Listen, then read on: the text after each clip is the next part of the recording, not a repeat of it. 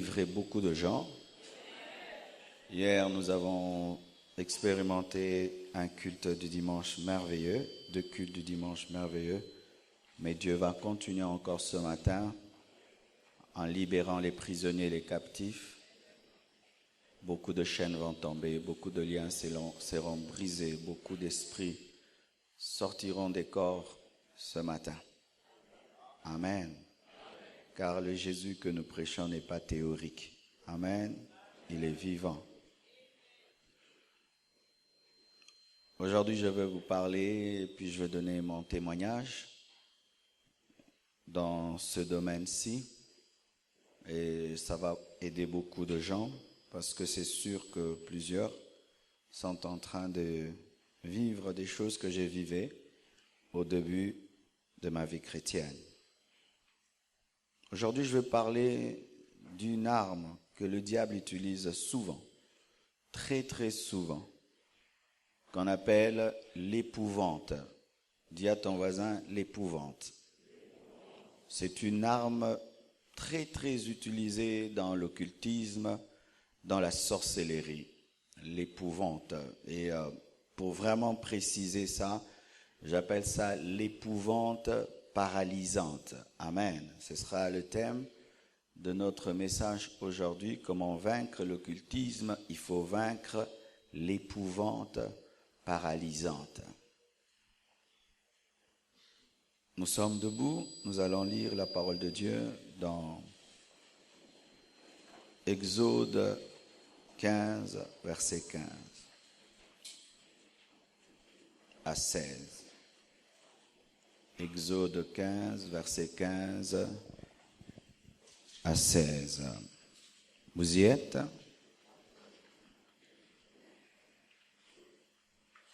Les peuples la prennent et ils tremblent. La terreur s'empare des Philistins. Les chefs d'Édom s'épouvantent. Un tremblement saisit les guerriers de Moab. Tous les habitants de Canaan tombent en défaillance. La crainte et la frayeur les surprendront par la grandeur de ton bras.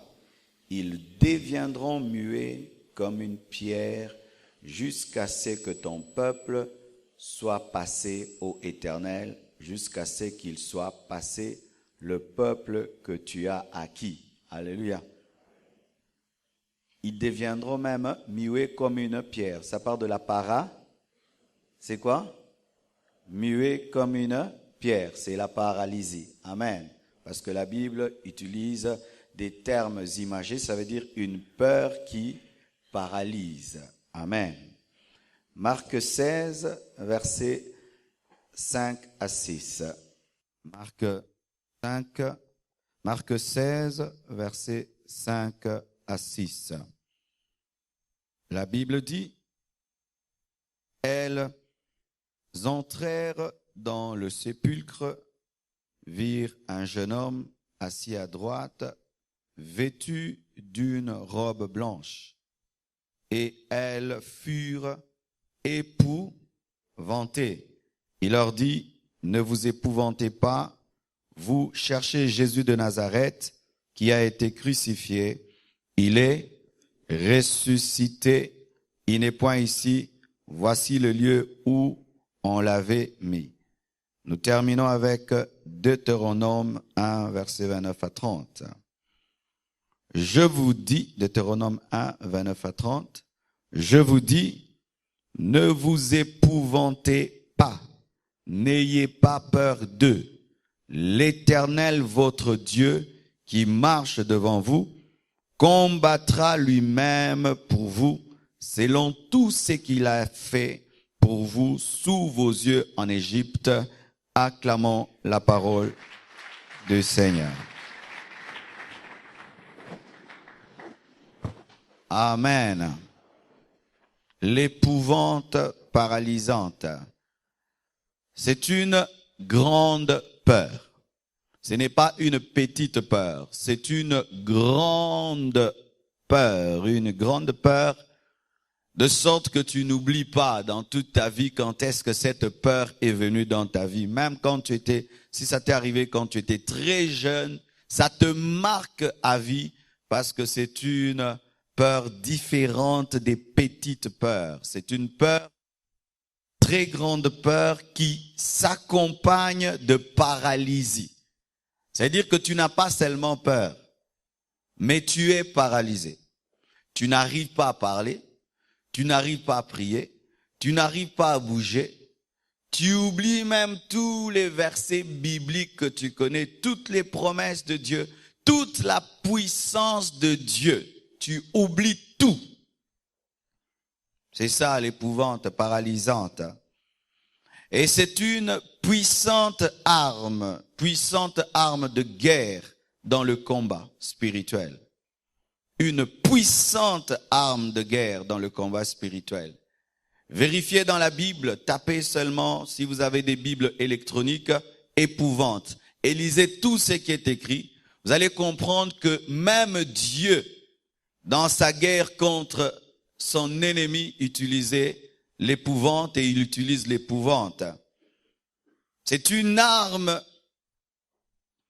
qui précède même l'armée. La Bible nous dit que Jéricho était paralysé, épouvanté même avant qu'Israël ne vienne. La terreur s'était déjà emparée d'eux alors qu'Israël n'était pas là. Amen. Hein?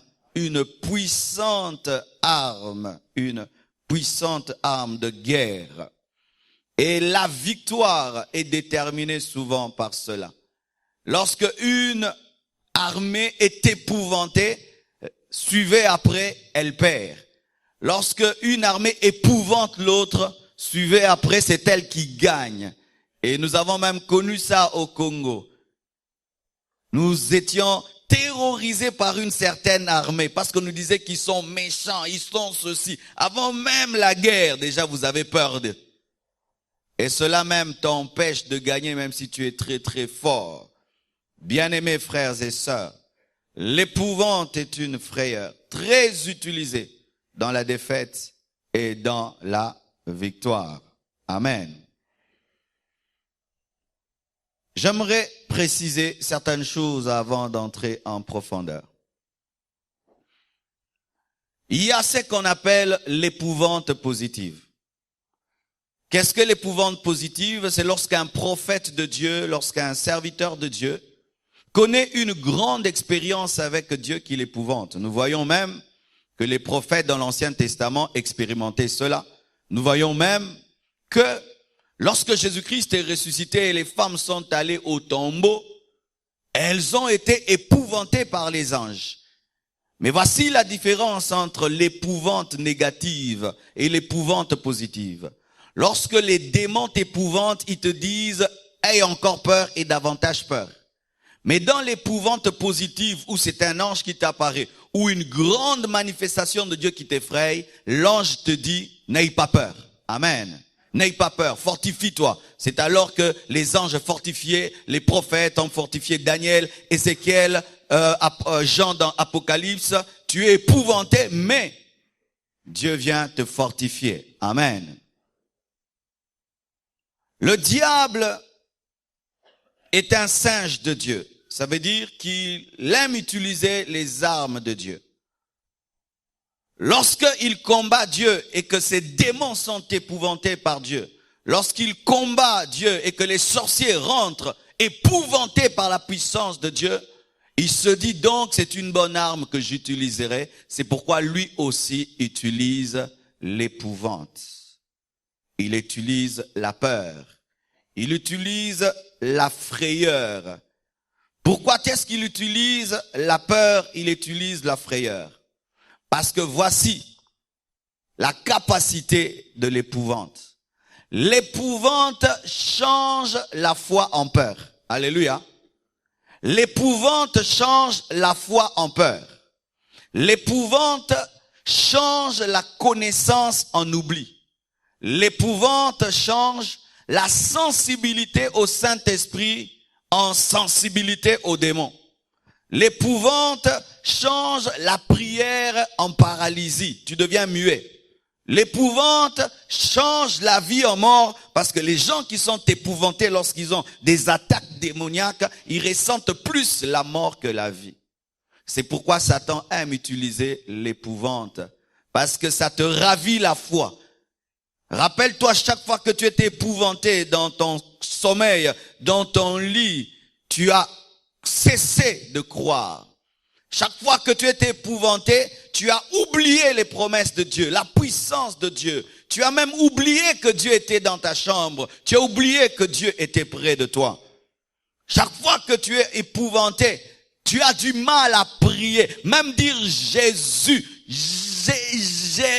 Jésus, tu as du mal à prier. Il aime utiliser l'épouvante parce que l'épouvante change la prière en paralysie, en mutisme, change la vie en mort. C'est pourquoi Satan, les sorciers, les démons aiment utiliser l'épouvante. Si tu es un homme de prière, ils savent que si tu vas prier beaucoup, alors là, le feu va les brûler. Ils envoient la peur. Comme ça, quand tu as peur, toi, l'homme de prière, tu es paralysé parce que tu as peur.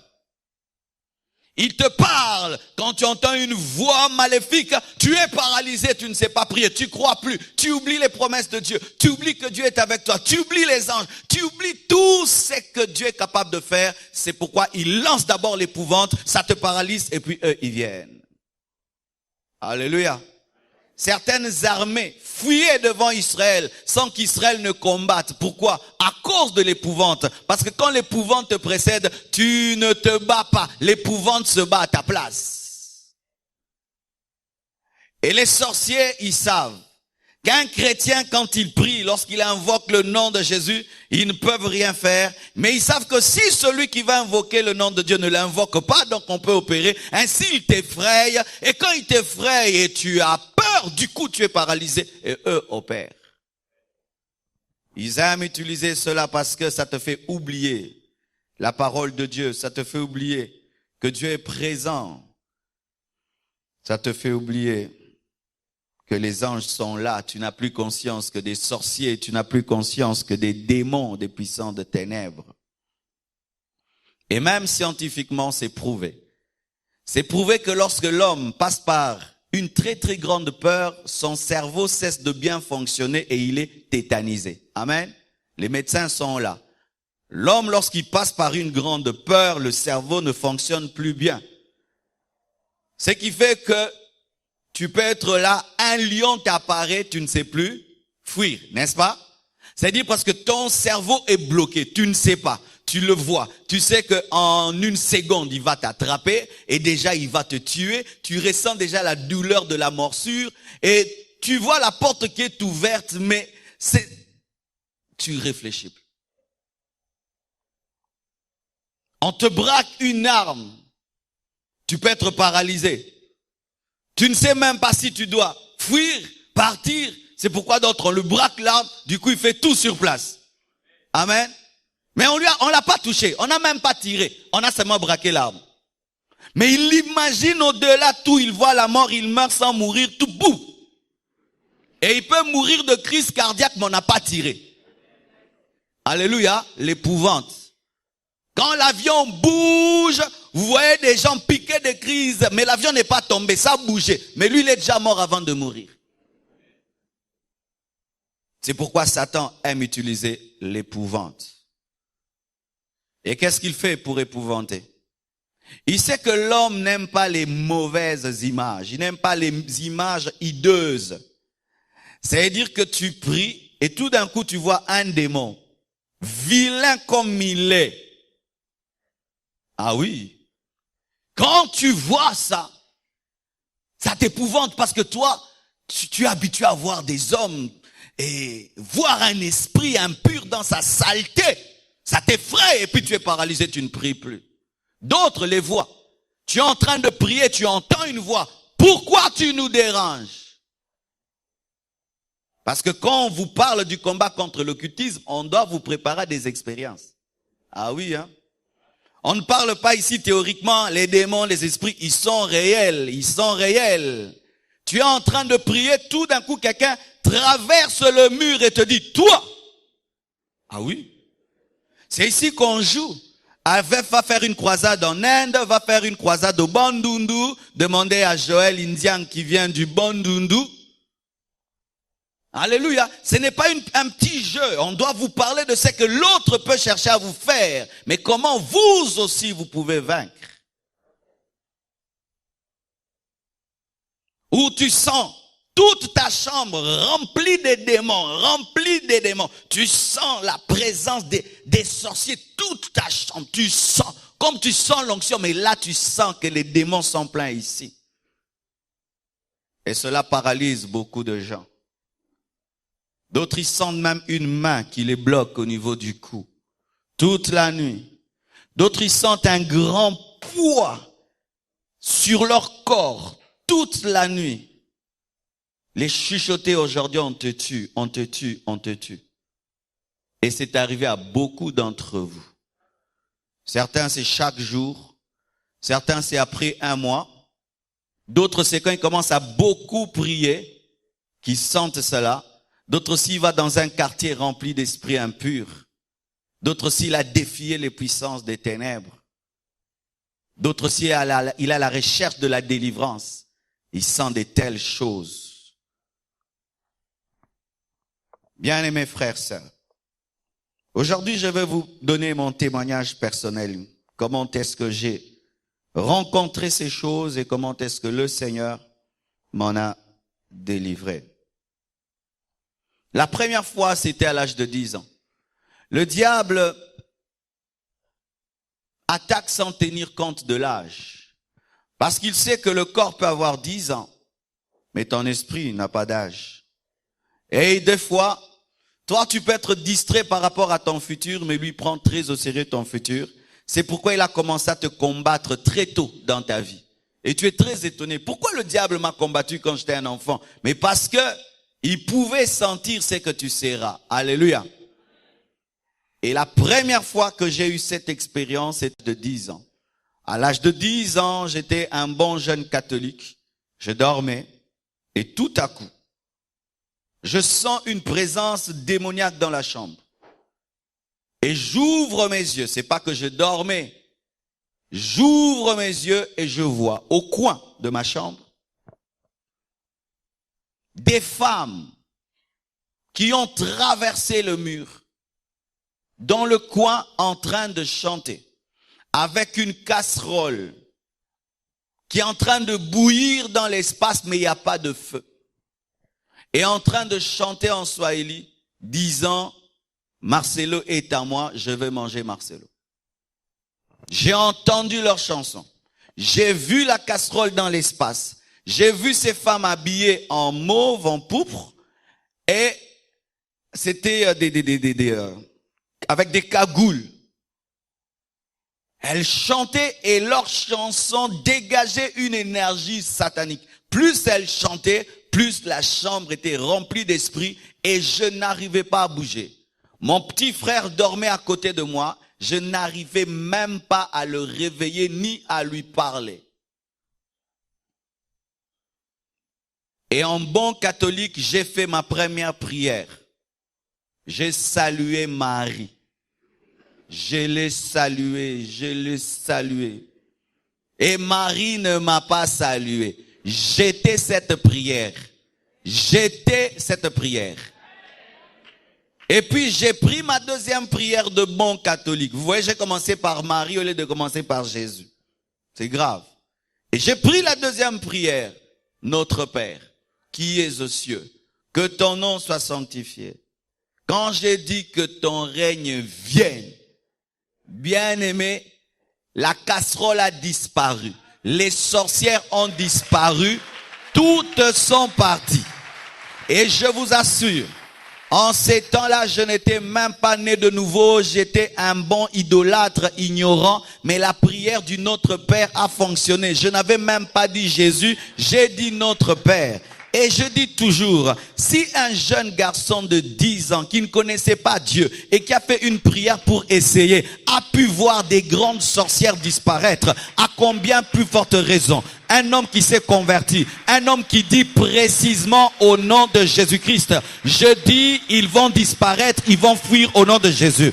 Et si ce matin tu as la foi, je te dis que tu seras libéré des puissances de ténèbres, car nous allons dire que ton règne vienne au nom de Jésus-Christ de Nazareth qui est mort et qui est ressuscité.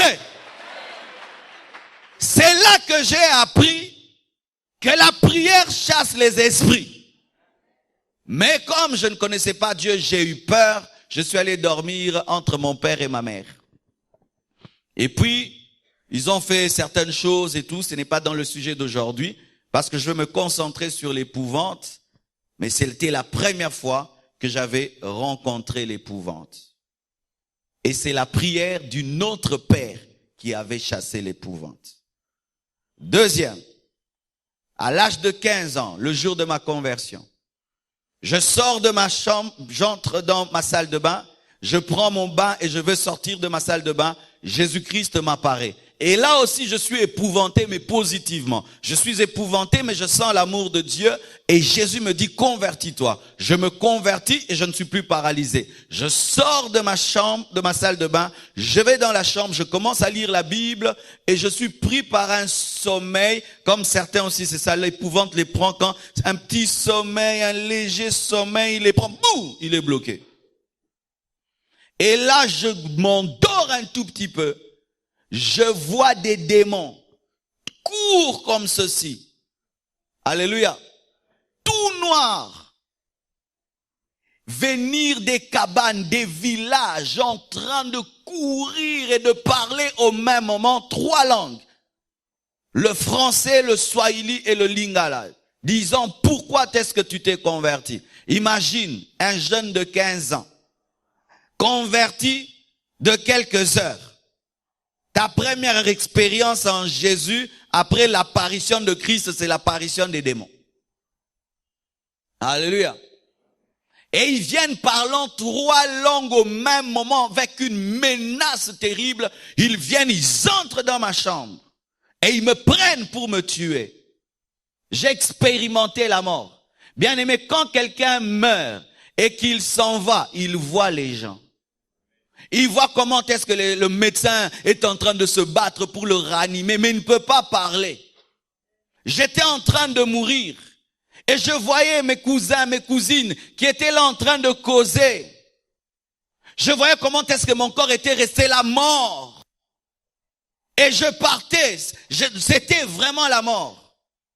Et c'était comme j'étais un vent. Parce que l'homme, c'est un esprit.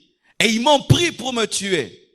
Et pendant qu'il m'amenait pour me tuer, je me souvenais, l'Esprit de Dieu me rappelait des causeries. C'est pourquoi ayez des bonnes causeries. Mais j'étais païen, il m'arrivait des fois de causer, on parlait des fois de Dieu et tout. L'Esprit de Dieu, comme je ne connaissais rien sur la Bible, a cherché dans ma connaissance. Il n'y avait rien de biblique. Il a cherché dans les causeries. La seule Bible que tu as, c'est celle que tu as maîtrisée. Moi, je n'avais aucune Bible, je n'avais que des causeries. C'est pourquoi toi, il cherchera dans les films nigériens. Il a cherché, je n'avais pas la Bible. Dans une causerie, quelqu'un m'avait dit qu'un jour, quelqu'un était attaqué par les esprits. Il a dit, Jésus, bien-aimé, mon corps était mort, mais mon esprit vivait. Et dans mon esprit, car l'esprit a des yeux, l'esprit a une bouche. Dans mon esprit, j'ai dit Jésus. Ils m'ont lâché et je suis retombé comme une pierre. Je vous dis, ce corps-ci pèse. Hein? Alléluia. Ils m'ont lâché, ils sont partis. C'était la 2e fois que j'ai expérimenté que quand tu dis au nom de Jésus, les puissances de ténèbres te lâchent. Je vous assure, je n'avais pas dit 2 fois au nom de Jésus. J'ai dit une seule fois au nom de Jésus et les démons là m'avaient lâché. Alléluia. Et quand je dis là, je ne dis pas que j'ai fait un voyage astral. Non, j'étais en train de mourir. C'était pas que je sors de mon corps pour une expérience. Non, c'était la mort. Alléluia. Car on m'a dit, le pasteur, il aussi il est sorti. Tous ceux qui meurent quittent leur corps. Alléluia. Mais pour partir. Et moi, c'était pour mourir. Et c'était pas quelque chose que j'avais voulu. Non, c'était des démons qui étaient venus me tuer. Pourquoi? Parce qu'à l'âge de 10 ans, quand j'ai donné ma vie à l'âge de 10 ans, quand les esprits m'avaient attaqué, on m'avait tatoué. On m'avait mis des poudres dans le corps pour me protéger des esprits. Et ces esprits qu'on m'avait mis, c'était des esprits du village qui se sont manifestés 5 ans après le jour de ma conversion. C'est pourquoi certains ici, quand ils se convertissent, ils sont tout le temps attaqués par des esprits. Ils disent, Dieu ne veut pas, Dieu ne m'aime pas. Non. Ce sont des choses qui te réclament et tu dois savoir les anéantir. Amen. Et quand j'ai dit Jésus, ces esprits-là sont partis. Après, c'était fréquent. Fréquent, là, je ne veux même pas trop en parler. Mais je peux préciser ceci, que je pouvais commencer à savoir quand est-ce qu'ils vont venir par le bruit que faisait leur corps. Pourquoi? Il y a le corps physique et le corps spirituel. Les corps physiques fonctionnent comme une voiture. Ça veut dire que je pouvais savoir même la puissance du sorcier qui m'attaque rien que par le bruit que faisait son corps. C'est comme une voiture. Quand elle est puissante, tu entends et une petite. Et quand ils viennent, je pouvais savoir. Tu entends un grand son. Tu sais que celui-ci là. Et des fois tu entends un petit son. Dépendant de la puissance qui est en face de toi. Et cela avait rempli ma vie de la peur, de sorte que je n'aimais plus la nuit. Moi, j'étais heureux la journée. Quand la nuit arrive, je suis malheureux parce que je sais que je vais vivre des choses bizarres que je ne peux pas expliquer à mon père, expliquer à ma mère, expliquer à personne. Et certains ici, vous sentez des sons comme ça. Tu sens un bruit, un son qui précède une attaque démoniaque. Voici ce que tu dois faire. Avant que l'attaque n'ait lieu, le fait seulement d'entendre le son détruit ça. Alléluia. Avant même que l'attaque n'ait lieu, lorsque seulement tu sens le son, toi, lève-toi dans la prière, anéantis ça, n'attends pas qu'il puisse t'attaquer totalement. Alléluia. Et une fois au salon, j'étais en train de prier au salon, j'entends clairement des esprits venir me dire, toi, nous allons te tuer avant que Dieu n'accomplisse le plan qu'il a fait dans ta vie. Clairement comme ça, en bon français. Toi qui te glorifies de parler français, les démons parlent aussi français. Mais on va te tuer avant que Dieu n'accomplisse le plan qu'il a dans ta vie. Et une autre voix m'a dit, personne ne peut toucher ce que Dieu tient dans ses mains. Alléluia. Et quand seulement j'ai saisi cette promesse que personne ne pouvait me toucher sans la permission de Dieu, que tous mes cheveux de la tête étaient comptés, bien aimé, je n'ai plus eu peur. La connaissance des Écritures, la connaissance des promesses de Dieu, la connaissance de ce que Dieu a dit sur toi te protège par rapport à l'épouvante. Lorsque seulement le Saint-Esprit m'a rappelé les Écritures, automatiquement la peur est partie. J'étais sûr que là, ce n'était pas le diable qui contrôlait mon salon, mais c'était Dieu qui contrôlait mon salon et que ma vie était cachée en Dieu, même si j'étais au salon. Alléluia. La méditation de la parole, la connaissance des Écritures. Une fois encore, je priais dans une église. Cette église ne grandissait pas.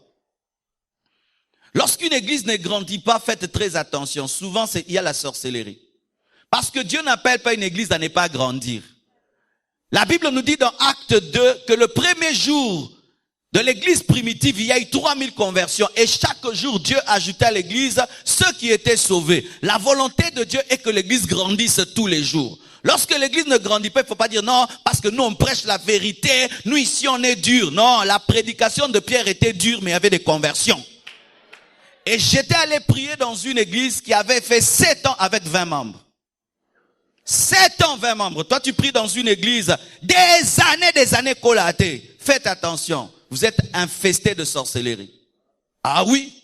Parce que des fois, d'un autre côté, nous disons, là où il y a la foule, il n'y a pas Dieu, il y a le... Non, non. Là où il y a Dieu, l'église grandit. Là où il y a Dieu, l'église grandit. Même si tu prêches la sainteté tous les jours, s'il y a Dieu, l'église grandira. 7 ans, l'église là n'avait que 20 fidèles. 20 fidèles. Mais dans les 20 fidèles, on était à 10 choristes. Maintenant, on était à combien de fidèles?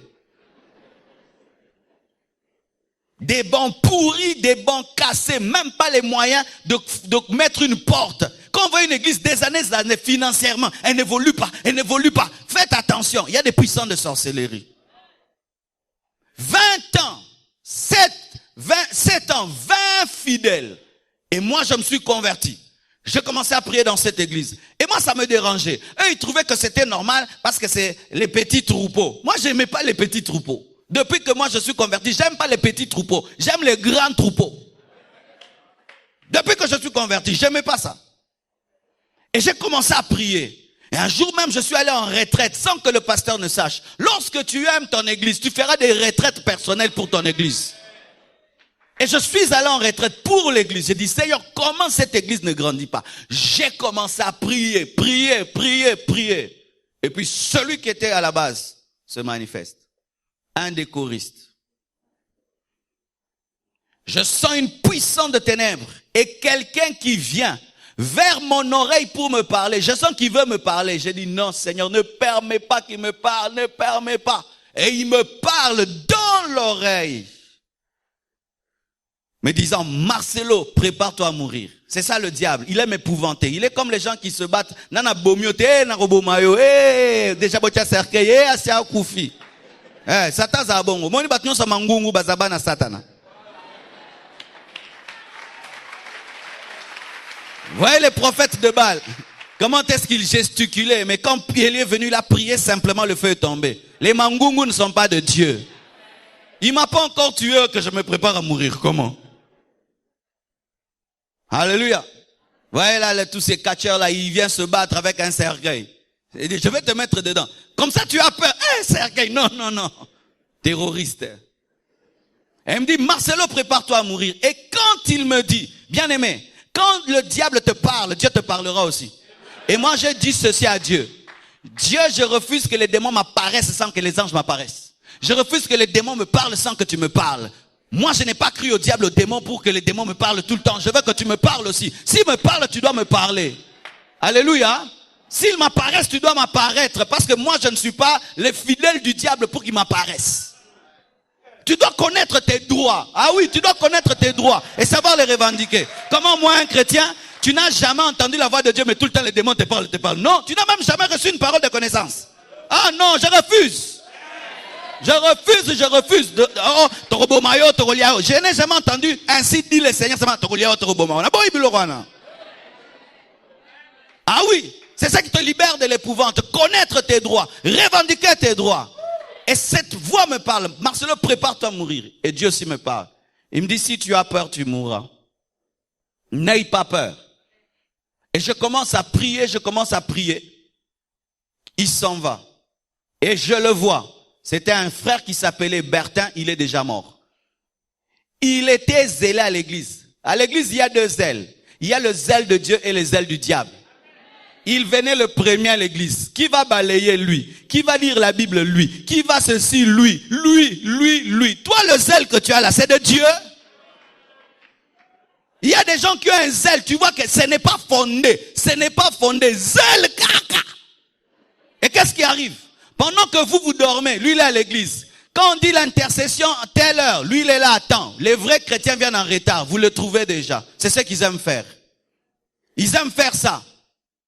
Et lui, il était là. Et moi, nouveau converti, qui était mon modèle? Bertin.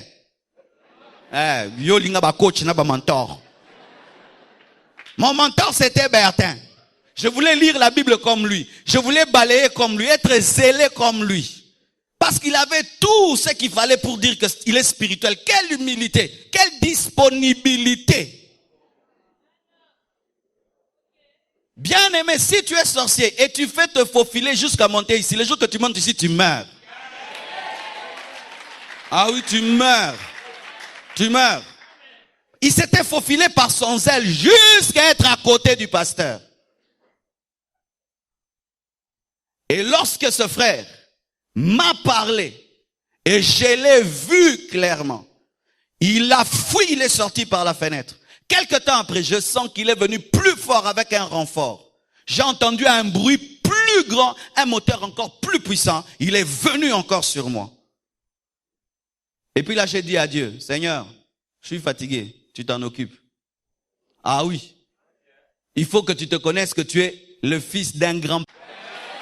Ah, tu es un grand papa, un grand papa. Alléluia. J'ai dit, je suis fatigué, je l'ai déjà chassé moi-même là. Cette fois-ci, c'est toi. Et j'ai senti une présence venir contre lui. Et j'ai dit, Jésus, c'est toi. Il m'a dit, non, ce n'est pas moi, c'est ton ange. Dieu ne sait même pas te donner la peine. Il a envoyé un ange. Et pas, Bertin a fui. Je quitte ma retraite, je vais chercher Bertin. Et puis je lui dis, je t'ai vu, tu es sorcier. Et il a dit oui. D'ailleurs, c'est bien si je te cherche, je ne te vois pas, tu es loin. Hein? Je suis trop loin. Ah oui. Vous avez peur des sorciers. Tu l'attrapes, mais tu as peur de lui dire, qu'est-ce qu'il va te faire? Je t'ai vu, je t'ai vu. Je t'ai vu, je t'ai vu. Lorsque Paul a discerné l'esprit de Python dans la femme prophétesse, il a chassé le démon pour lui dire, je t'ai vu. Lorsque Simon opérait dans la magie, que Philippe l'avait vu, il a paralysé. Il a vu. Lorsque Paul a discerné le magicien, il a paralysé. Il a vu. Il n'avait pas peur. Les chrétiens, il attrape un occultiste, il a peur de lui dire, il a peur de ce qu'on va lui faire. Tu vois? Tu vois. Le fait de voir déjà prouve que tu es plus fort. Et maintenant je lui dis, je t'ai vu. Il a dit, oui, je te cherche, je ne te vois pas. Des temps après, il va commencer maintenant à travailler, à me faire du mal. J'en parle au pasteur. Il les prend pas très au sérieux. Un jour, on va chanter quelque part. Alors que je veux prendre ma bouteille de Fanta, de Coca, il se précipite à me la donner. Quand il me la donne, il met son doigt dedans. Comme ça, et il me donne. Je prends la bouteille et je le regarde. J'ai dit à Dieu, je fais quoi? Il me dit, prie dans ton cœur et bois. Je prie dans mon cœur. Je le regarde, je bois.